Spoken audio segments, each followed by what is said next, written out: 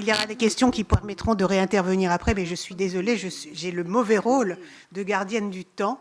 Donc je vais inverser l'ordre parce que Emma Rafovic était hélas obligée de nous quitter à 17h30 de façon impérative.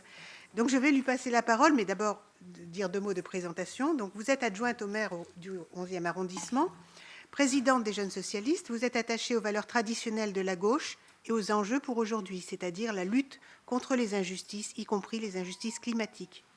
Vous vous dites porteuse des valeurs républicaines et universalistes, héritière des combats passés et souhaitez participer avec les Jeunes Socialistes à la reconstruction de votre parti sur ces valeurs de base. Vos réactions sur les questions posées à l'intérieur des clubs et fédérations sportives et les mesures prises en place à l'heure actuelle dans la perspective des Jeux Olympiques nous intéressent. Merci beaucoup déjà pour votre invitation. Merci pour aussi les interventions que j'ai pu écouter avant et qui, je crois, étaient particulièrement éclairantes. J'aimerais peut-être commencer en rebondissant sur une question qui a été posée à quelqu'un d'autre que moi avant, sur la place que pouvait prendre la politique dans le sport à un niveau international ou même à un niveau local et ce que cela pouvait vouloir dire de positif ou de négatif. Et moi, je crois qu'il faut assumer que nous portons une vision politique. Et que la laïcité, la défense de nos valeurs républicaines, universalistes, est un combat politique, une bataille culturelle qu'il nous faut assumer. Et je ne crois pas en une défense finalement d'un monde qui serait neutre ou exempté de toute vision politique. Et la bataille que nous menons est une bataille politique. Une bataille pour l'universalisme républicain, une bataille contre les discriminations, une bataille féministe. Et nous avons donc en face de nous des adversaires politiques qui portent une autre vision des choses, mais je ne crois pas que ce soit un procès à la politique qu'il faille faire, mais peut-être plutôt un procès à la bataille politique que nous sommes peut-être en train de perdre. Et c'est peut-être plus cela que j'aimerais raconter. Le sport, et je dois le dire, quand j'ai reçu avec plaisir cette invitation, je me suis dit, je ne connais pas grand-chose au sujet du sport en tant que tel, mais je me suis dit, il faut quand même s'y intéresser de la même manière peut-être que vous avez eu cette réflexion. Le sport, et peut-être d'ailleurs plutôt parler de l'activité physique et sportive, est, je crois, un formidable moteur de cohésion nationale, un moteur de création de collectifs, un espace où on peut faire société, un espace aussi de création de vivre ensemble. Et aussi, et je dois le dire dans notre vision à nous politique de ce que doit être le pays, de ce que doit être aussi l'Europe et le monde, un espace de promotion de l'émancipation tel qu'on a envie, je crois, de le faire et de le créer et de le promouvoir.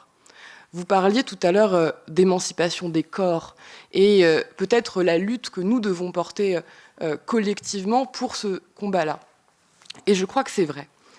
Aujourd'hui, et pour parler peut-être succinctement de plusieurs items et pour rentrer peut-être dans du concret assez rapidement, je crois que si nous devons nous attaquer à la question de la pratique sportive émancipée, à une pratique libre pour toutes et tous du sport, nous devons nous attaquer à là où finalement cela fait mal, là où le bas blesse. Quand on voit par exemple que la pratique sportive des jeunes femmes s'arrête subitement, ou en tout cas dégringole dramatiquement à l'âge de la puberté, entre 12 et 13 ans, au moment de l'arrivée des règles, eh ben, nous devons pouvoir dire, nous qui promouvons aussi une vision de cette pratique sportive, que nous devons développer le sport et la pratique sportive à l'école de manière plus importante. Parce qu'il y a évidemment tout ce qui était dit avant et qui était passionnant, c'est-à-dire les clubs, et j'y reviendrai, mais il y a aussi tout ce qu'on a envie de développer dans l'éducation nationale.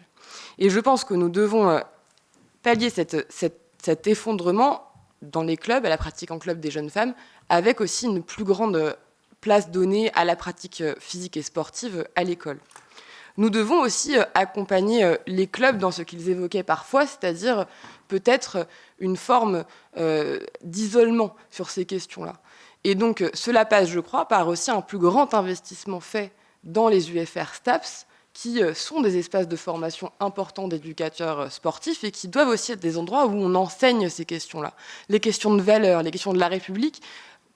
Quand on estime que le sport est un élément important d'un projet de société, cela veut dire que celles et ceux qui vont le porter sur le terrain en étant des éducateurs doivent être formés à ces questions-là. Et quand on parle de laïcité, de valeurs de la République, moi je crois qu'il faut aussi qu'on soit très clair entre nous.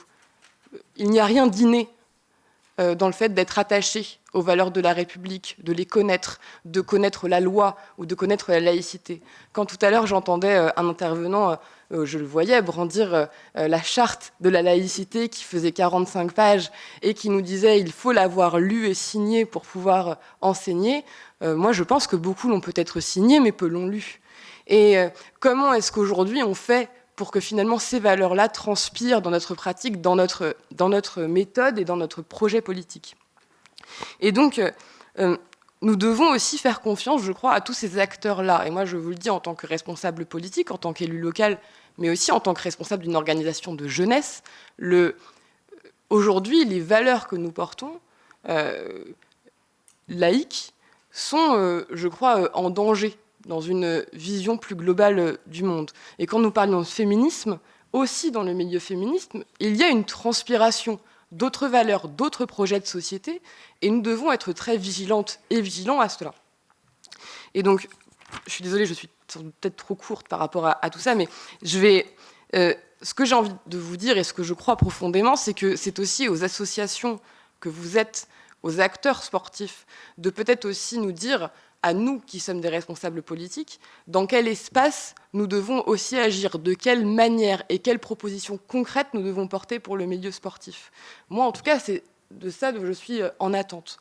Sur cette bataille culturelle, puisque j'ai vraiment envie d'insister là-dessus, j'estime que c'est une bataille culturelle, celle de la laïcité, du féminisme universaliste et de ses valeurs.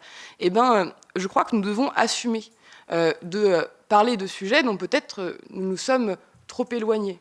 Je suis une jeune élue, mais je sais aussi que par le passé, mon parti, mais beaucoup de partis, se sont vautrés parfois dans du clientélisme localement et ont parfois subventionné de manière facile certains acteurs à un niveau local sans peut-être trop regarder les choses. Je crois qu'on en revient et qu'aujourd'hui il y a une prise de conscience dans les milieux politiques, mais il faut regarder ça bien en face. Parce que à la fin, quand on fait des promesses électorales faciles ou quand on se vautre facilement dans des dérives, la réalité c'est qu'on le paye. Peut-être pas à l'élection 2 mois après, mais 10 ans ensuite, quand on réalise qu'on est face à des populations, face à des jeunes femmes et des jeunes hommes qui finalement se sont éloignés du corps social et du corps républicain parce qu'on a fait finalement à un moment donné le choix de la facilité. Et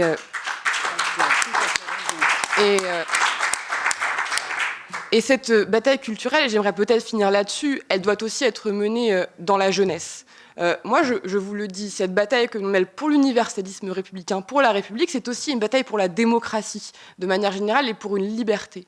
Quand on fait aujourd'hui, et vous le savez aussi bien que moi, et vous le voyez sans doute avec sans doute autant d'inquiétude que moi, des sondages qui sortent tous les ans, des enquêtes sur l'état de la jeunesse et ce qu'elle pense de nos valeurs, ce qu'elle pense de la démocratie. D'ailleurs, au-delà même, avant même de parler de laïcité et avant même de parler de ce qui nous occupe, aujourd'hui, je crois qu'on est à peu près à 70% des jeunes qui ne sont pas persuadés que la démocratie est le meilleur système politique dans lequel nous devons nous situer. Et je dois le dire, la situation politique que nous vivons en ce moment même, à l'extérieur du Sénat et ces derniers jours, doit aussi nous alerter là-dessus. Parce que, et je vous le dis et je vous le livre à un état de peut-être réaction à chaud, puisque nous sommes actuellement en plein dedans, mais ce qu'il se passe est aussi une rupture et une vraie défiance avec un attachement profond avec la République, avec nos institutions et avec une conscience d'être démocrate et une envie d'être démocrate. Et donc, peut-être pour terminer là-dessus, et c'est peut-être ce que je vous fais à la fois comme promesse en tant que responsable d'organisation jeunesse de gauche, qui, je dois vous le dire, est parfois bien seule à gauche pour porter ces combats-là, mais nous le continuons et nous le faisons. Nous allons nous battre pour porter nos valeurs, notre histoire, porter l'héritage aussi qui est celui, je crois, des Lumières, l'héritage universaliste de la Révolution et l'héritage des socialistes, et nous continuerons à le faire, mais vous dire que nous avons besoin de vous. Et tout à l'heure, j'en entendais certains qui disaient « les choses ont changé ». Les choses ont changé et la jeunesse d'aujourd'hui n'est pas la jeunesse d'hier, mais j'aimerais aussi peut-être qu'il y ait une petite remise en question des aînés que j'ai en face de moi. Je pense aussi que la situation que j'observe et qui m'inquiète et contre laquelle je me lève tous les jours et face à laquelle j'espère proposer des choses et faire avancer positivement la société, votre génération doit aussi là-dessus, je crois, nous aider et se dire que peut-être vos générations, il n'y a pas tous les mêmes âges, vos générations doivent aussi nous aider parce que cette prise de conscience qu'on appelle de nos vœux, c'est aussi un réveil pour une meilleure cohésion de la République, pour aussi un vrai réveil républicain. Et cela n'arrivera pas juste parce que nous, jeunes de ce pays, nous sommes face à des grandes crises. Cela arrivera parce qu'il y aura un réveil de la société, et donc sur toutes ces questions-là, sur comment est-ce que nous allons arriver à le faire, comment est-ce que nous allons réussir, à l'heure que nous avons candidaté collectivement, l'État, la région, la ville de Paris, à des Jeux Olympiques, en étant Jeux Olympiques et Paralympiques, les Jeux, maintenant on doit dire, à candidater en étant très très conscient de quelle était la charte du CIO. Comment allons-nous finalement être confrontés à tout ça, puisque nous n'allons pas pouvoir jouer la surprise.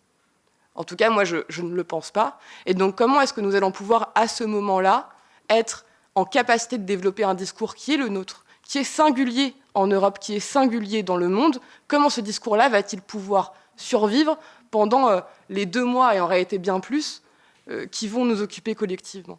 Eh bien, je crois que c'est une bataille culturelle. Nous, en tout cas, nous serons sur le terrain pour la porter. Mais ne tombons pas peut-être dans les facilités.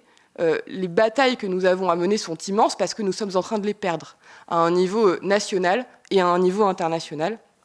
Je crois, et j'en suis désolée, que mes réponses étaient peut-être trop parcellaires, mais j'attends surtout, je crois, de vous, acteurs associatifs, acteurs sportifs, de nous apporter aussi sans doute des éléments pour nous aider dans ce travail. Je vous remercie.